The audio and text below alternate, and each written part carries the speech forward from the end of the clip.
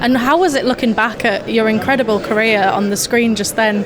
Did you kind of remember everything that you've done? And was there any particular highlights that stood out to you? No, I'd forgotten most of those things. I mean, of course it came back to me because I remember those shows now fairly well.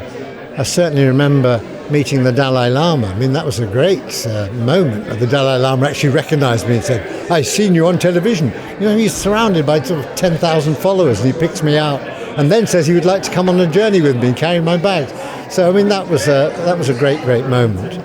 But they're all special, and I feel so incredibly lucky to have been able to go to all those places. We worked with a small crew. Everyone worked incredibly hard. It was like going on commando raids, as I imagine.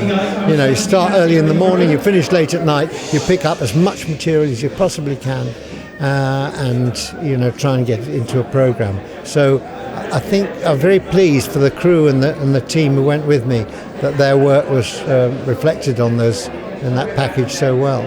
And we were all blown away by your North Korea documentary. Is there any kind of untouched land that you would like to tackle next? And, you know, if so, where?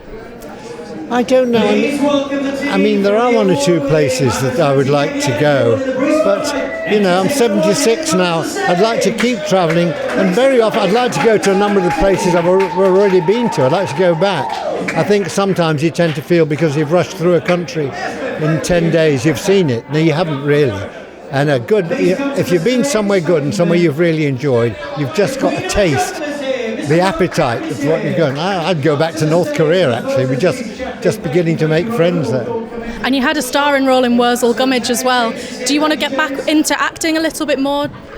Stuff like that? Oh, that was hard work. That was heavy duty, that was. The coat weighed about 4 tons and the backpack on top of it. I think Mackenzie Crook was trying to squash me, literally. But I did that because I love Mackenzie Crook's work, and I think I love acting, but I sort of pick and choose what I do and do things that are special. Again, programs which have an extra added quality, and I think Mackenzie's writing is wonderful, and no one's doing sort of rural comedy like Detectorists and what he was doing with Worzel Gummidge. He does it so well. I was very, very pleased to be considered for it.